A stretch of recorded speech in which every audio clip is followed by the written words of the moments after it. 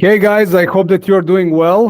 My name is Vojislav Dragovic, and it is a pleasure of mine to present you Playerhunter Talks podcast episode where we will be discussing the most relevant football topics with industry experts. This podcast has been brought to you by Playerhunter and SmrtStats. Playerhunter transfer platform is the first and only free-to-use transfer execution platform that easily connects agents and their players with adequate club requests from all over the world with the help of smart matching algorithm. You only need to create yourself an agent account on Playerhunter mobile app and list your players and wait for the available opportunities. You can find the download link to Playerhunter app in the description of this video. Also, if you are looking for a new performance analysis and video scouting platform, SmrtStats is helping you to make the smartest choice. Currently, there is a promotional pricing for the agents, agencies, clubs, and FAs worldwide. So in case that you would like to explore alternatives to the existing scouting platforms, feel free to reach us out via contact channels that are also in the description of this video.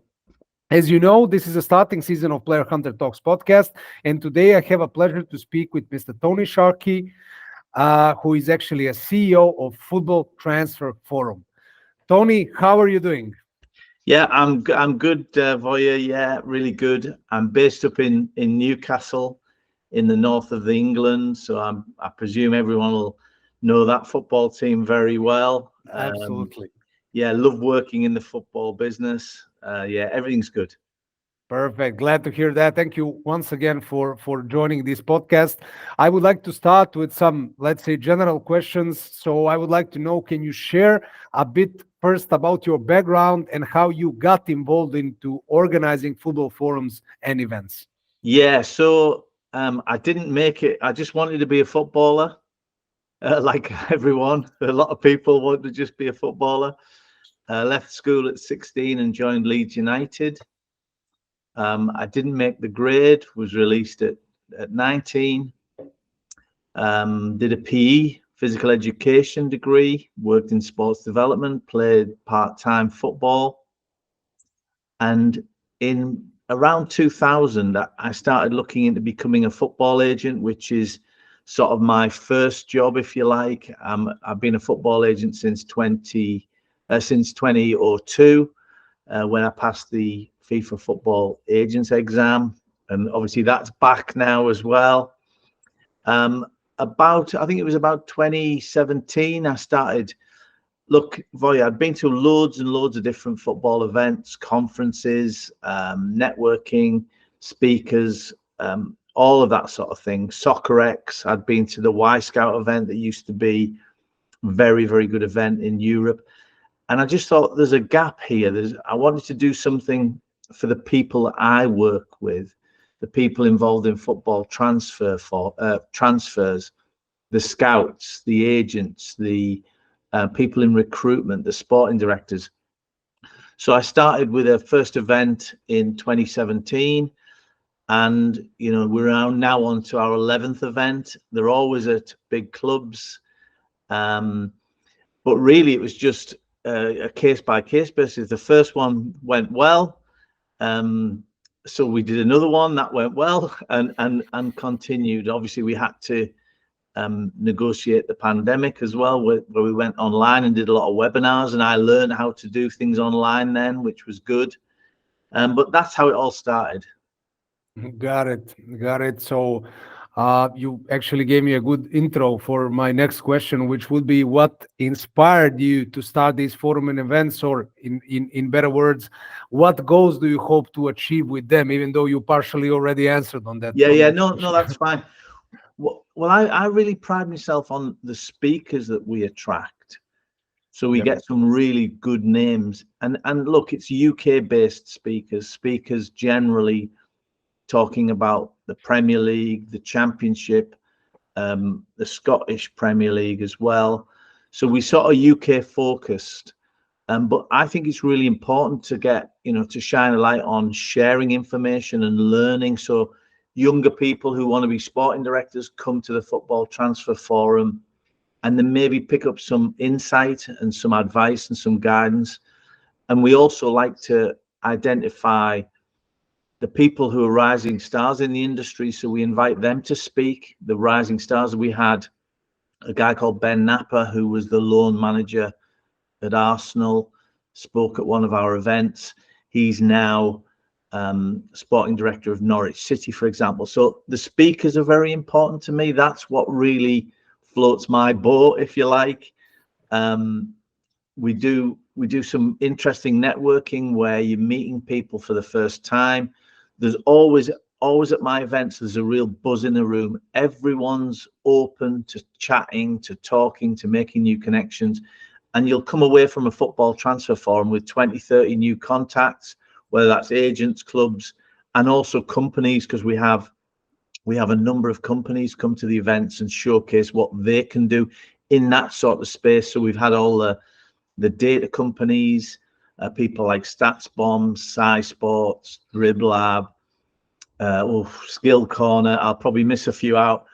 You know, the data companies that operate in that space, helping clubs with transfers and identifying talent, they come along too, as well as other businesses that are in that space. Got it. And we all know that organizing these type of events is not an easy job for sure. It's quite challenging, and it requires a lot of social engineering. Let's put it this way. Can you give us a brief grasp of the format and the structure of your forums and events, and how do you ensure they provide the value to the participants? Yeah. Well, we do our events one before the summer transfer window. The next one up we've got is at the Etihad Stadium in Manchester. So that'll be in May before the summer transfer window. And then we do another one in sort of November time, before the January transfer window. And the structure of the event has improved and developed over the sort of 10 events that we've had. And it's very, very managed and organized. So we have the speakers start on time, finish on time. The networking, is in there at a particular time. So everything's structured. So people are never bored. They're never sitting around. They're always busy doing something or listening to a speaker. And, we don't talk at you for the whole day. We have 3 or 4 speaker sessions within a day and lots of time. Because football people, they like to chat, they like to make connections, they like to find out what the industry gossip is, what the transfer news is, and we give them plenty of time to do that. And we have some social events as well, knitted around the actual conference days. And I should say, Voya, that we've got, for the first time at Manchester, we're putting a women's game event. So our day has always been focused on the men's game. And obviously, you guys will have seen the trajectory that the women's game is on. It's whoosh in England, in the UK. It's gone. It's really fast. It's going fast. It's like a rocket going up to the sky at the moment. So we're doing our first women's event. We're having a day before the main event, the men's event, but we're having a women's game day. We got speakers from City, Burnley, top agents. So it's going to be a really great day, that one.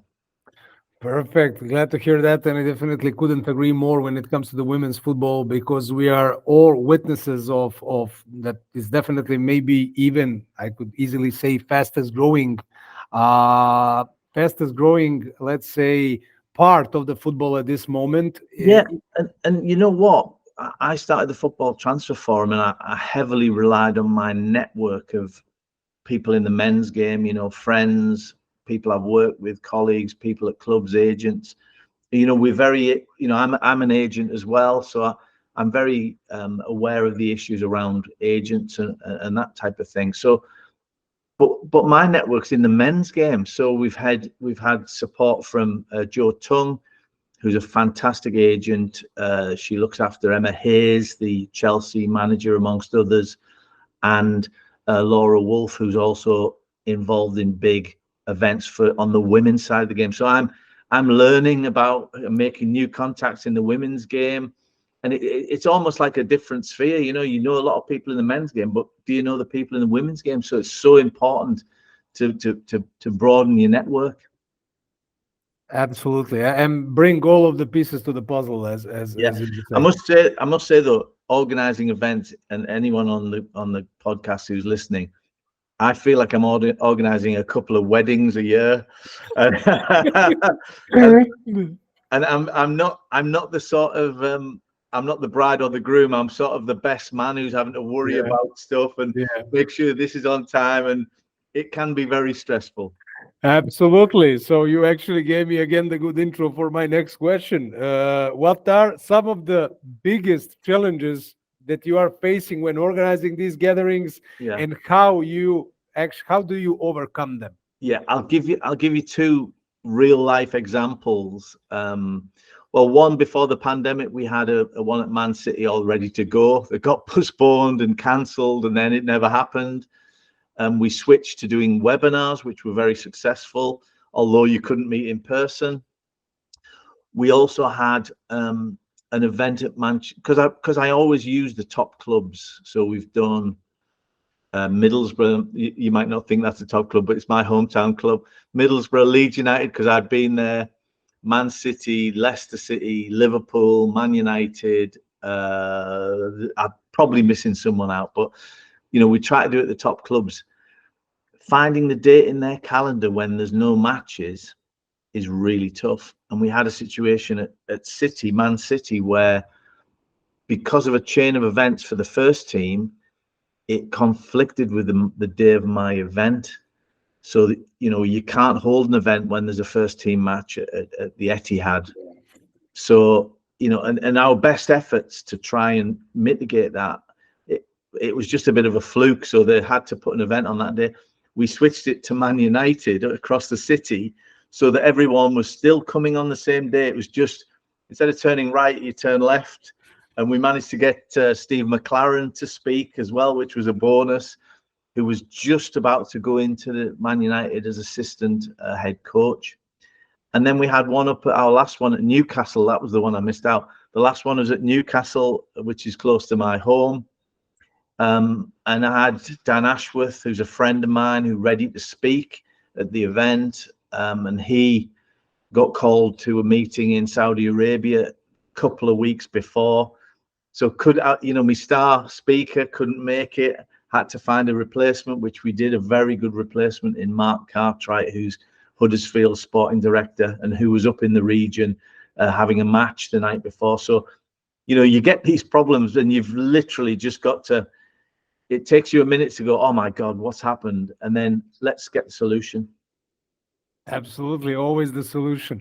You gave us already two examples, but could you highlight some memorable moments or experiences from past forums that stand out to you? Yeah, look, the first one is always very important, and we did it at Middlesbrough, and we had some really good speakers who are still in the game speaking at that event. But I always think the highlights are the speakers. We had at the last one, Newcastle. I'm going to mention Brian McDermott. Brian McDermott was a player at Arsenal, a terrific footballer. He was a scout, a coach. He coached Reading. He was at Leeds United as well. He's now sporting director of Hibs, and he's had some issues in his life, issues around relating to, struggling with addiction. And he talked so openly and honestly at my event about how his football experiences have been through his own personal lens. It was fantastic. It was funny at times. It was heartbreaking at times. It was emotional. And for me, he was one of the best speakers because he opened his heart up and he shared with the audience. And it was a real privilege to be there that day. And that, if you have a look at Brian on LinkedIn, he's speaking openly about mental health and issues around addiction.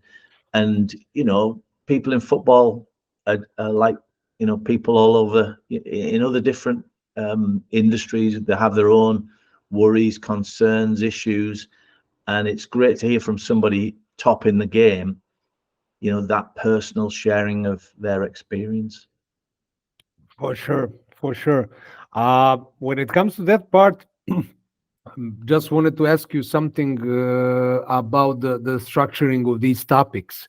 I Mm. suppose that with some of the speakers, you let them to actually create their own, let's say, topics, but with your guidelines. Yes. How do you go about selecting these topics and themes for your forums, and how do you keep the content always fresh and relevant? Because as you know, in these events, because I was of course participating in a couple of them, and I do remember when I go one year and everything is perfect, and then the other year I was like, okay, this is more or less the same as it was. So Yeah, I should mention my business partner, Ryan McKnight, who's been with me on, on every forum and all of the work leading up to the forum. We always talk about our speakers and the topics that we want to lead on, talk about. We always try to find, key things in the industry. We keep our fingers on. He's got a number of roles, but he's been working in the club side in football. So we sort of discuss what we want to present, what we want to, who we want to present, and some of the topics are really relevant and live, and some of the topics people might not have even thought about or even paid too much attention about, but we're very, very particular in who we ask to speak. And I usually have seen them speak or heard them speak or like a particular topic that they talk about, because we want to grab the audience. We want the audience to come away and think, wow, that was really useful, and I've picked up 2 or 3 things that I never thought about, 2 or 3 practical bits of advice and guidance that might help me in my career, a different way of looking at something. So we've had nearly every topic you can think of has been discussed. Like I said, at Newcastle, we put a women's panel on because we were wanting to do something in the women's game, and out of that women's panel, we're doing a special day at the Etihad for the women's game, and hopefully that'll be the first of many, but that's another thing to organize as well. for sure, for sure. And last but not least, I would like to ask you, from your own perspective, of course, what role do you see these forums and events playing in the broader football community, and how do they contribute to its growth and development? Of course, it's quite clear to me, but in order to, there will be people that will be listening this as a total layman, so I would just like to Yeah. emphasize that part as well. Look, for you, there's quite a lot of events out there in the football space for all different parts of the football ecosystem. We've got a very narrow range, which is people involved in football transfers, scouting, and recruitment, and that can be companies or agents. So we're trying to set the bar, if you like, to bring the best people from those areas and share the knowledge in that area. So what I think is important for the Football Transfer Forum is when younger people, the people who are the next sporting directors, the people who are scouting but not the head scout or the chief scout or the head of recruitment, when the younger element come to our forums and events, they get a bit of a leg up and a bit of a, all right, and they also get a chance to meet some of those people that they're aspiring to become. And similarly for the sporting directors themselves, the sporting directors who are in the room, they're always sharing, stuff that's happening in the business. So I think it's a sort of, we're a sort of glue. We've got a community now. I think we've got 25,000 followers on LinkedIn, which we use LinkedIn a lot for we don't really use a website. We use LinkedIn and Eventbrite for all our events, and we communicate with our community through LinkedIn. We've got somebody doing social media who shares job opportunities, but only job opportunities within that our little niche, if you like.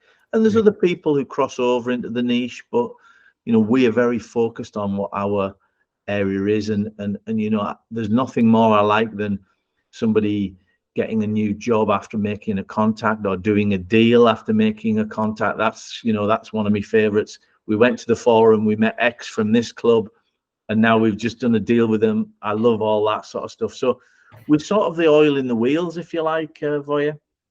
Yep, for sure, for sure. Tony, it was a pleasure speaking to you, and thank you for giving us the insights of that hard job that no one recognizes usually because people are thinking that some AI, I suppose, is organizing these events, but it's quite challenging job for sure. And it was real pleasure speaking to you, and thank you very much once again for being our guest on Player Hunter Talks podcast. Yeah, no, it's been my pleasure, Voya. It says James on the Google, and it is Tony. That's my first name. That's like my Sunday best name that only gets put on forms. So look, and if people are wanting to come to the event, have a look at our LinkedIn page, Football Transfer Forum. We're on X as well as Transfer Forum. So you can find us on our socials, and certainly if you're on Eventbrite, all our events go through Eventbrite platform. But yeah, it's been a pleasure to meet you, Boya, and good luck with the Player Hunter and with the SmrtStats. Thank you very much as well. Absolutely fantastic. Okay, thank you very much once have a again. good day. Take care. Okay. You too. Bye bye. Bye bye.